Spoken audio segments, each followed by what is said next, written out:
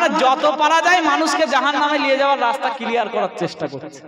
এরা হচ্ছে নাজদি, এরা ওই নাজ থেকে এসেছে। নাজ হচ্ছে ফিতনার জায়গা।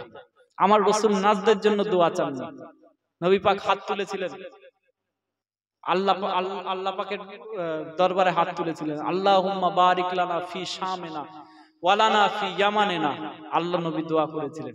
সামনে একজন সাহাবা বসে আছেন, ইয়া রাসূলুল্লাহ ওয়ালানা ফি নাজদিনা, আমাদের নাজদের জন্য একটু দোয়া করেন। আমার নবী আওয়াজ দোয়া করেন, আল্লাহুম্মা বারিক লানা ফি শামিনা ওয়ালানা ফি ইয়ামানিনা। আল্লাহ পাক আমাদের শামে বরকত দান করেন, আমাদের ইয়ামানে বরকত দান করেন। ওই ব্যক্তি আবার বলছে, ইয়া রাসূলুল্লাহ ওয়ালানা ফি নাজদিনা। আমার নবী আবার বললেন না। 3 নম্বর নবী দোয়া করলেন, আল্লাহুম্মা বারিক লানা ফি শামিনা ওয়ালানা ফি ইয়ামানিনা।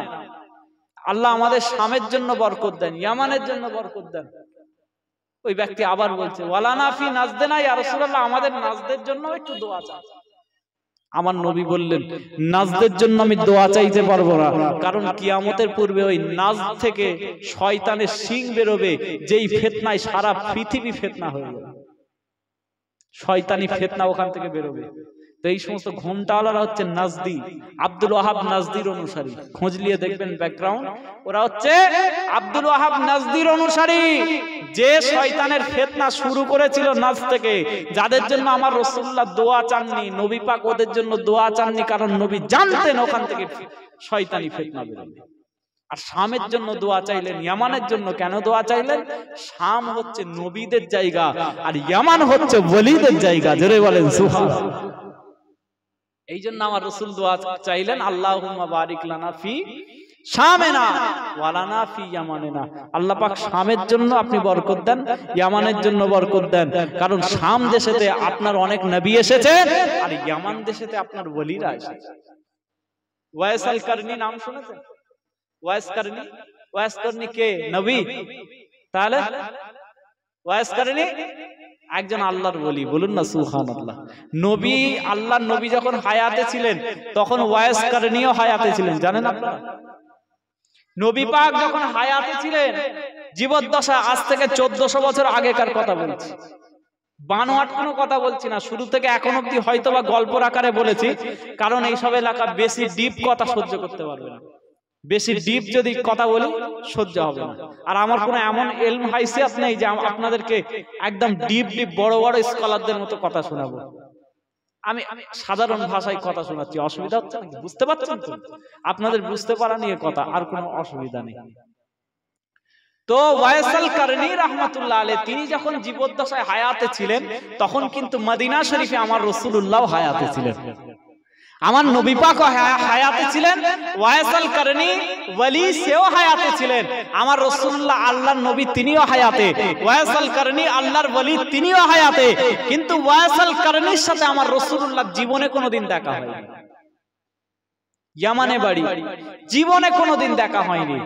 আপনি বলছেন দেখাটা যদি হয়ে যেত, আপনারা বলতে পারেন যে দেখাটা হতেই পারত। আমার রাসূলুল্লাহর সাথে যদি ওয়াইস আল কারনির দেখা হয়ে যেত, তাহলে ওয়াইস আল কারনি আল্লাহর নবী সাহাবাদের খাতায় নাম লিখিয়ে দিতেন। জোরে বলেন সুবহানাল্লাহ। দেখা হয়নি বলে ওয়াইস আল কারনি আল্লাহর ওলিদের খাতায় নাম লিখেছেন, বলুন সুবহানাল্লাহ। নবী পাক ইন্তেকাল পর্যন্ত ওয়াইস আল কারনির সাথে দেখা। ভাই মাদ্রাসার নওজওয়ানেরা, এ নবীর উম্মত উম্মতিরা, আল্লাহ নবী আল্লাহ রাসূল দিন দুনিয়ার বাদশাহ হাবিবুল্লাহ কে জনাবে মুহাম্মদুর রাসূলুল্লাহ সাল্লাল্লাহু আলাইহি ওয়াসাল্লাম ইন্তেকালের পূর্বেতে সাহাবাদেরকে নিয়ে বসে রয়েছেন হযরত ওমর ফারুক রাদিয়াল্লাহু তাআলা আনহু আর হযরত আলী কাররামাল্লাহু ওয়াজহাহু।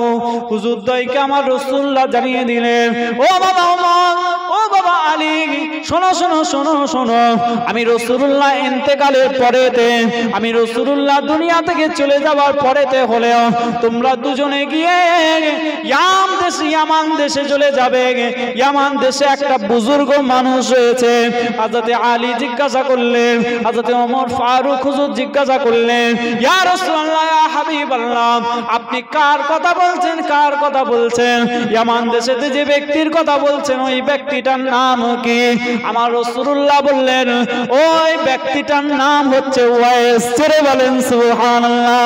ওই ব্যক্তিটার নাম হচ্ছে ওয়াইস। ওই ব্যক্তিটা ইয়ামানের কারান নামক জায়গায় থাকবে। ওই কারান নামক জায়গাতে বসবাস করার কারণে হযরতে ওয়াইসের নাম হয়ে গেল ওয়াইস আল কারনি। জোরে বলেন সুবহানাল্লাহ।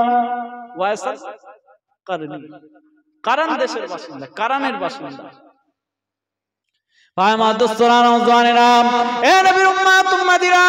আমার রাসূলুল্লাহ জানিয়ে দিলেন ও হযরতে ওমর, ও বাবা আলী, শোনো শোনো শোনো শোনো, তোমরা দুজনে একটু সময় সুযোগ করে ইয়ামানের দেশেতে চলে যাবে।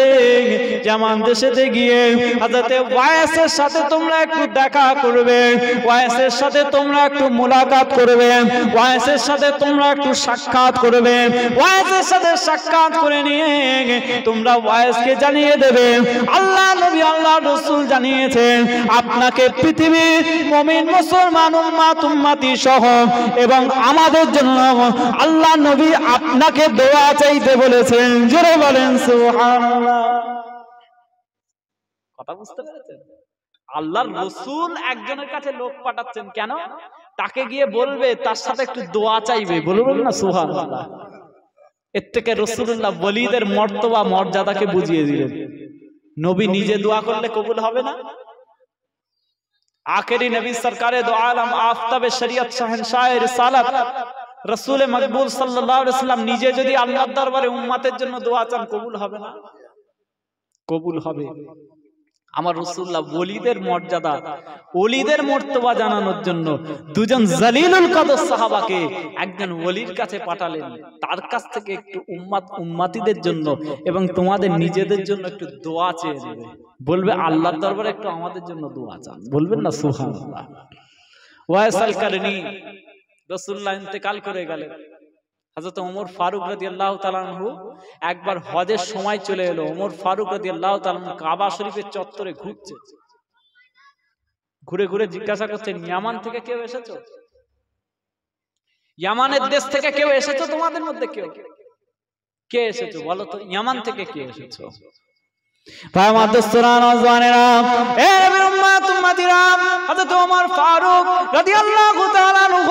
গোটা কাবা শরীফের চত্বরে জিজ্ঞাসা করলেন, তোমাদের মধ্যে কি ইয়ামান দেশ থেকে এসেছো? তোমাদের মধ্যে ইয়ামান থেকে কে কে এসেছো? ইয়ামান থেকে কি কেউ এসেছো? গুটি কয়েক মানুষ হযরত ওমর ফারুক হুজুরের কাছে এসে বলে, ও আল্লাহ নবী আল্লাহ রাসূলের সাহাবা ওমর ফারুক রাদিয়াল্লাহু তাআলা আনহু, শুনেন শুনেন শুনেন শুনেন, আমরা ইয়ামান থেকে এসেছি, আমরা ইয়ামান থেকে এসেছি। হযরত ওমর ফারুক জিজ্ঞাসা করেন, ও ইয়ামানের বাসিন্দারা, তোমরা কি ওয়াইস নামে কোনো ব্যক্তিকে চেনো? তোমরা কি ওয়াইস নামে কোনো ব্যক্তিকে চেনো? হযরত ওমর ফারুক জিজ্ঞাসা করছেন, ইয়ামানের লোকগুলো জানিয়ে দেয়, ও আল্লাহ নবী আল্লাহ রাসূলের সাহাবারা, ওয়াইসকে তো আমরা চিনি, কিন্তু ওয়াইসের সাথে আপনাদের কি সম্পর্ক এটা বুঝতে পারছি না। ওয়াইসকে তো আমরা চিনি, কিন্তু ওয়াইসের নামটা আপনারা কি করে জানলেন এটা আমরা বুঝতে পারছি না। ওয়াইসকে তো আমরা চিনি, কিন্তু ওয়াইসকে আপনারা কি করে চিনলেন আমরা বুঝতে পারছি না। সে তো একটা পাগল, সে তো একটা মাজুব, সে তো একটা দিওয়ানা, তার সঙ্গে দুনিয়ার সাধারণ মানুষের কোনো সম্পর্ক নেই। সে যখন চলাফেরা করে তাকে একটা দেখে মাজুব মনে হয়, সে যখন বসে থাকে চলাফেরা করেন তাকে দেখলে একটা পাগল মনে হয়। ওই পাগলের সাথে আপনার মতো একজন জালিলুল কদর সাহাবা, আমার রাসূলুল্লাহর এত বড় একজন সাহাবা হচ্ছেন আপনারা, আপনাদের সঙ্গে ওই দিওয়ানা ওই পাগলের কি সম্পর্ক? হযরত ওমর ফারুক জানিয়ে দেয়, ওই আমাদের বাসিন্দারা, শোনো শোনো শোনো শোনো, তোমরা তাকে পাগল ভাবতে পারো, কিন্তু আল্লাহ নবী আমাদেরকে ওই পাগলের কাছেই দোয়া চাইতে পাঠিয়ে দিয়েছে। ওলি আউলিয়াদের কাছে মানুষ গেলে এরা পিছনে কাটি করে, কেন যাস? ও সব জায়গায় যে কিছু হবে, ওরা কিছু দিতে পারবে, ওদের কাছে কি আছে, কেন যাস? নবী পাঠিয়েছেন সাহাবাদেরকে একজন মাজুব, একজন দিওয়ানা ওলির কাছে। জোরে বলবেন না? কেন ইমাম শাফি আর ইমাম আহমদ ইবনে হাম্বল বিশের হাফিকে চেনেন? বিশের হাফি বলে একজন ওলির নাম চেনেন আপনারা? ঘটনা শোনেন না? বিশের হাফি রহমাতুল্লাহ আলাইহি, যে ইমাম শাফি, ইমাম আহমদ ইবনে হাম্বলের আমলে তারা গিয়ে বিশের হাফির দরবারে গিয়ে বসে থাকতেন। জোরে বলেন সুবহানাল্লাহ। একই ঘটনা, একই রকম। ওদিকে ওমর ফারুক আর হযরত আলী কিন্তু ইয়ামানে গিয়েছিলেন। হাদিসের কিতাব মুসলিম শরীফের হাদিস খুলে দেখেন, মুসলিম শরীফের হাদিসে আছে যে হযরত ওয়াইসের সাথে দেখা হয়েছিল। দেখা হওয়ার পরে ওয়াইসকে বলেছিলেন, আমার রাসূলুল্লাহ এতটুকুও বলেছিলেন যে ওয়াইসের শরীরের মধ্যে একটা কুষ্ঠ রোগ আছে, দেখতে পাবে।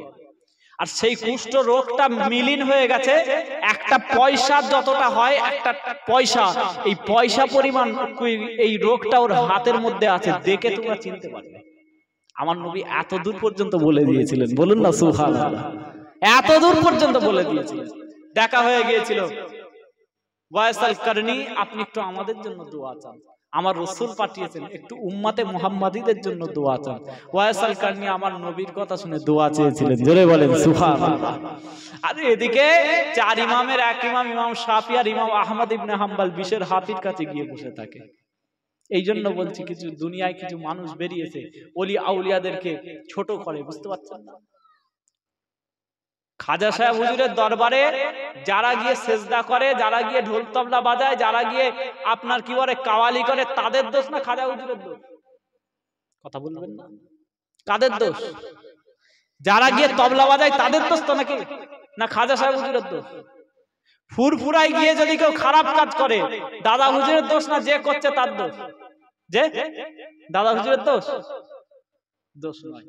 ওলি আউলিয়াদেরকে অগ্রাহ্য করবেন না, যারা ভুল কাজ করছে। ফুরফুরা থেকে যদি কেউ আজমির শরীফে যায়, যে বলে ফুরফুরা থেকে এসেছি, আপনাকে মাথায় চাদর দিতে দেবে? বলবেন না, তো আমরা জানি তোমরা সব কিছু করো না, ঢুকে যাও, ঢুকে জিয়ারত করে এসো। জোরে বলবেন না সুবহানাল্লাহ। কত খাঁটি সিলসিলার অনুসরণ আপনারা করেন, বুঝতে পারছেন? মুশরিকরা বেদাতিরা দেখে ভয় পেয়ে যায়, দেখলে বলে ও ফুরফুরা, তোমরা তো জানি ওসব চাদর টাদর তোমরা দেবে না, ওসব কাওয়ালি ফাওয়ালি করবে না, যাও জিয়ারত করে ঘর চলে যাও। আমরা রাসূলুল্লাহর তরিকায়, সুন্নতি তরিকায়, নবী পাক যেমন শবে বরাতের রাত্রে আপনার জান্নাতুল বাকির সামনে দাঁড়িয়ে হাত তুলে দোয়া করেছিলেন, সেই রকম আমরা কবর মাজার শরীফের সামনে দাঁড়িয়ে আল্লাহর দরবারে হাত তুলে দোয়া চেয়ে বাড়িতে চলে আসি, তাই তো নাকি? সুতরাং ওলিদেরকে অগ্রাহ্য করবেন না, তাদেরকে ছোট করলে আল্লাহ পাক হয়তো আপনার জীবনে তাদের বদদোয়া এসে যেতে পারে। আপনি মানেন না আলাদা কথা, মানেন না, তাতে কি হয়েছে? দুনিয়ায় কোটি কোটি মানুষ ওলিদেরকে মানে, বহু মানুষ মানে না, তাতে কিছু তাদের কোনো যায় এসে যাচ্ছে? তাদের কিছু কমে যাচ্ছে না। সুতরাং আপনি মানেন না ঠিক আছে, কিন্তু তাদেরকে ছোট করবেন না, এতে করে আপনার কিছু ক্ষতি হতে পারে।